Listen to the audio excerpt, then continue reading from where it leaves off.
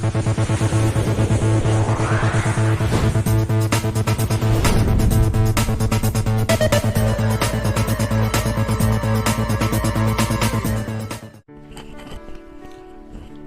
जय मसीह की, praise the Lord. आज हमारे साथ भाई निखिल है, आप इनको जानते होंगे। और आज आपको भाई निखिल बताएंगे कि एक चर्च में अगर पास्टर और अगुआ कार्य कर रहे हैं तो उनके अलावा जो अन्य विश्वासी है उनकी भी कुछ जिम्मेवारियां हैं या नहीं है। तो मैं भाई निखिल से कुछ सवाल पूछूंगा और वो आपको बताएंगे कि हमें किस प्रकार से चर्च में कार्य करना है, हमें किस प्रकार से हमारी जिम्मेवारियां बनती है मिलकर एकता में आगे बढ़ने की। तो भाई निखिल, ये भाई निखिल है, इनका परिचय मैं दे रहा हूँ आपको। और भाई निखिल, मैं आपसे पूछना चाहूँगा कि जैसे कि हम सब जानते हैं और देखते हैं कि हम चर्च जाते हैं और चर्च में एक अगुआ होता है, पास्टर होता है ना, तो क्या करता है कि उनकी जिम्मेवारी अगर पहले से देखे पुराने नियम से, तो एक जो लीडर होता है जिसकी भेड़े होती है, परमेश्वर की ओर से वो वचन पाता है और वो आगे बांटता है ना, सही बोलो मैं? हाँ जी। लेकिन पुराने टाइम से हम देखते आ रहे हैं कि परमेश्वर की ओर से जो वचन मिलता है वो अगुआ आगे शेयर करता है। लेकिन कई ऐसे भी लोग होते हैं, अगर आप मूसा की लाइफ से आप देखें तो मूसा ने परमेश्वर की ओर से, परमेश्वर की मदद से उनके इसराइलियों को छुड़ाया मिस्र की गुलामियों से। लेकिन उसके बावजूद भी वो परमेश्वर पर शक करते हैं, कुड़कुड़ाते हैं, उनके मन में परमेश्वर नहीं बसता, वे उसके विरोधी चलते हैं। तो आजकल भी हम ऐसी कुछ बातें देखते हैं कलीसिया में कि परमेश्वर का दास होता है और परमेश्वर की बातों को वो अपने अनुयायियों को सिखाता है, लेकिन वो जो चर्च में विश्वासी है वो उसके अनुसार नहीं चल पाते और वो सोचते हैं कि ये सिर्फ इसकी जिम्मेवारी है, ये सुसमाचार करे, ये प्रचार करे, यही वर्शिप करे, यही सब कुछ यही करे, हमारी जिम्मेवारी सिर्फ चर्च तक पहुंचना है और कभी प्रार्थना होगी तो उसको अटेंड करना है। आप ज़रा बताएंगे कि और क्या जिम्मेवारी बनती है कि जो विश्वासी है, अन्य विश्वासी है, कि वो मसीह में आगे कैसे बढ़ सकते हैं? क्या इतना काफ़ी है? जी, मैं बताना चाहूँगा कि उनकी और भी जिम्मेदारी बनती है कि वे पास्टर का, एक अगुवे का साथ दें।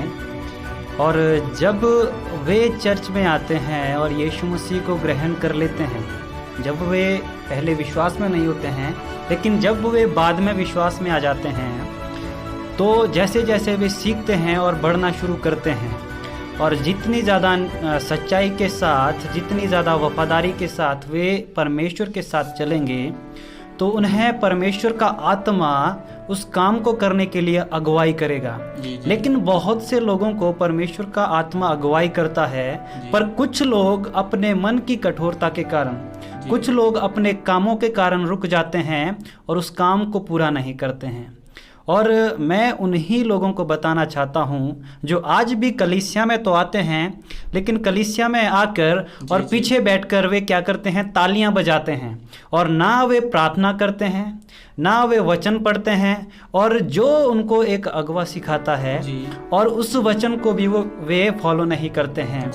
और आज की डेट में जो एक अगुवा होता है वो क्या है, परमेश्वर के द्वारा नियुक्त किया गया एक जन होता है। और उसके साथ जो सेवकाई करने वाले लोग हैं वे तो उसके साथ सेवकाई करते ही करते हैं, लेकिन कुछ विश्वास में आए हुए लोगों को उसके साथ सेवकाई करना बहुत ज़रूरी है, उसका साथ निभाना बहुत ज़रूरी है। हो सकता है, क्या पता, परमेश्वर उनके लिए उस अगुवे से भी कुछ बड़ा रखा होगा परमेश्वर ने, है ना। कि जैसे बाइबल बताती है जीवन के मुकुट के बारे में, और हम स्वर्ग जाने की तैयारी कर रहे हैं, और स्वर्ग जाने के साथ साथ हमें आत्माओं को जीतना है और आत्माओं को बचाना है। और एक जो विश्वासी होता है, एक आम विश्वासी, उसको अपने अगुवे के साथ, चाहे वो कलीसिया में झाड़ू दे, वो भी एक प्रकार की सेवकाई है, उस काम को भी वो अपने अगुवे के साथ कर सकता है। अगर उसको परमेश्वर ने प्रचारक के रूप में नहीं चुना है, हो सकता है उसको परमेश्वर या भविष्यवक्ता के रूप में चुने, हो जी। सकता है या वो दान देने वाला जी। हो सकता है वो एक एल्डर हो सकता है जी। कलीसिया में, और इस प्रकार से वो कलीसिया के कामों में एक अगुवे का साथ दे सकता है। जी। यानी कि उसको क्या करना है, जो एक विश्वासी है उसको ये देखना है कि मेरा जो अगुवा है मुझे क्या करना है, ये परमेश्वर की ओर से नियुक्त किया गया जन है, इसको मुझे फॉलो करना है। और वो एक पिता के समान उनकी देख रेख करता है।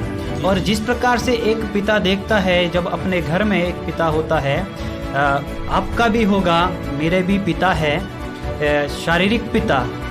और होता है कि जब एक पिता होता है तो वो अपने घर में देखता है कि उसके बच्चों के पास या कुछ चीज़ों की ज़रूरत होती है, या कपड़ों की ज़रूरत होती है, या जैसे स्कूल में पढ़ते हैं तो बच्चों को किताबों की और कॉपियों की ज़रूरत होती है, तो उनका पिता उनके लिए प्रावधान करता है। और परमेश्वर ने उन लोगों के ऊपर, उन विश्वासियों के ऊपर एक अगुवे को नियुक्त किया होता है।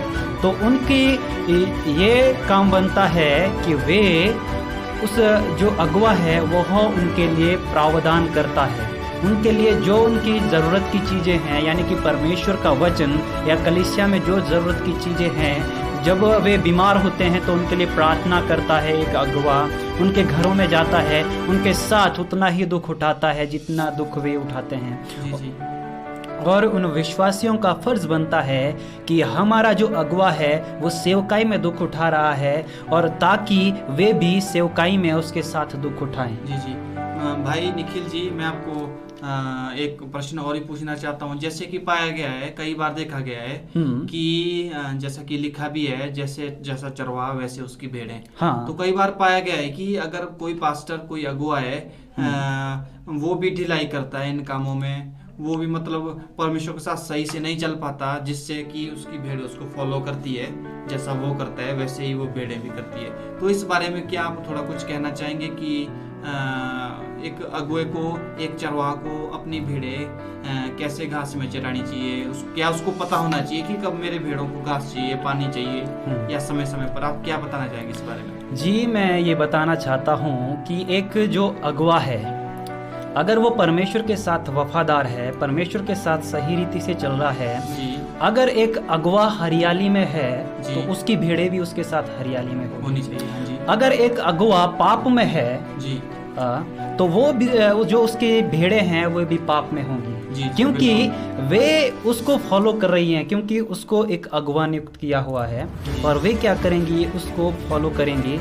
लेकिन अगर वो हरियाली में है, वो यानी कि हरियाली का मतलब है अगर वो प्रार्थना का जीवन जी रहा है, उपवास का जीवन जी रहा है, संगति का जीवन जी रहा है और परमेश्वर का वचन फॉलो कर रहा है, तो उसके प्रॉपर रिलेशनशिप में जी, तो उसकी भेड़ें भी उसी के समान ही बनेगी। यानी कि जैसे एक अगुवा परमेश्वर के साथ चलेगा वैसे ही उसकी भेड़ें चलेगी। और तो क्या आप मुझको ये बताएंगे, कई बार पास्टर, एक अगुवा शिकायत करता है कि मेरे चर्च के लोग ठीक नहीं है, या मेरे चर्च के लोग मेरी सुनते नहीं, या मेरे चर्च में ये प्रॉब्लम है, वो प्रॉब्लम है। इस बारे में आप क्या बताना चाहेंगे कि उसका मेन कारण क्या है, अगर ऐसा वो अगुवा कह रहा है?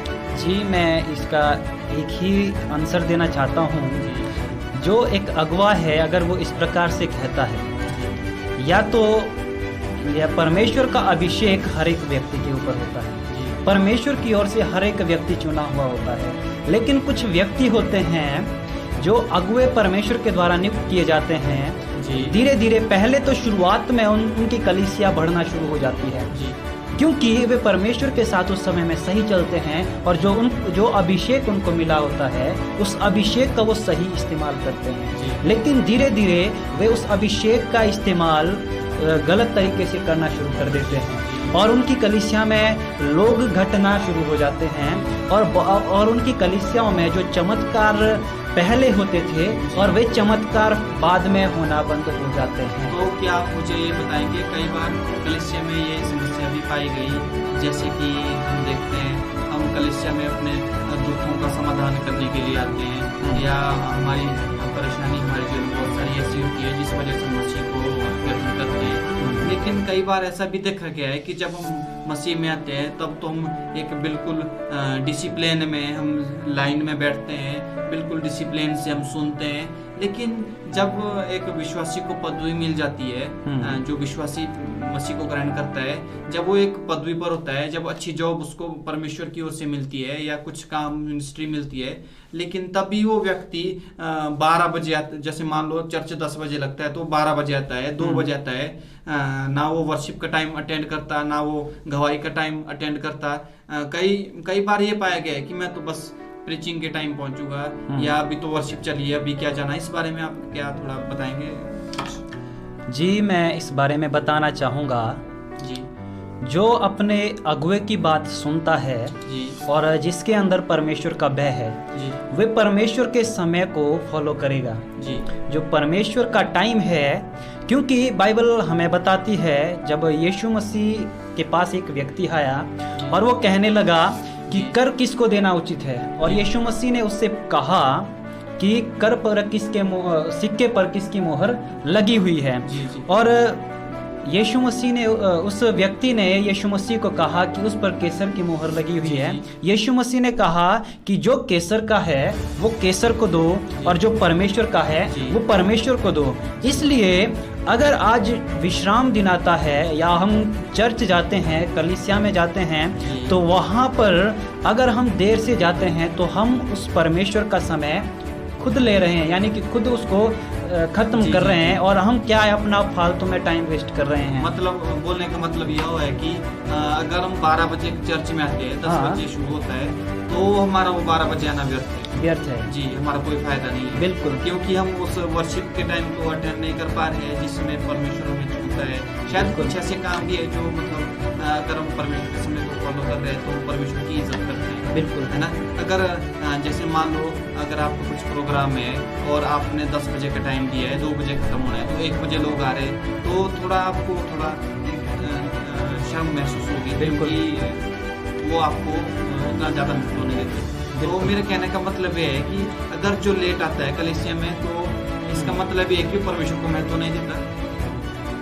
वो देखिए, वो परमेश्वर को उतना ज़्यादा महत्व नहीं देता, पर कुछ है जो वो देता है। क्योंकि अगर वो बिल्कुल ही परमेश्वर को महत्व नहीं देता तो वो वचन को सुनने भी नहीं आता। लेकिन उस जो अगर वो प्रीचिंग के समय में आ रहा है, वो क्या होगा, हो सकता था कि जिस समय में आराधना होती है, वर्शिप होती है, उस समय में परमेश्वर उसको हो सकता था कि वरदानों से भरता, अलग अलग प्रकार के वरदानों से भरता। लेकिन अगर वो उतना प्रीचिंग के टाइम में आता है और वर्शिप के टाइम को मिस कर देता है, तो वो उन वरदानों को वंचित रह जाएगी। ठीक है। तो अभी आपने देखा होगा कि अगर आपके मन में, अगर आपके कलीसिया में भी ऐसा हो रहा है, तो आपको क्या करना चाहिए। अभी आपने भाई निखिल से आपने जवाब सुना होगा। तो अभी अगर आपकी कलीसिया में, अगर आपकी लाइफ में ये बातें अगर घट रही है, तो हमें किस प्रकार से सुधरना चाहिए। तो अभी निखिल भाई ने आपको बताया। तो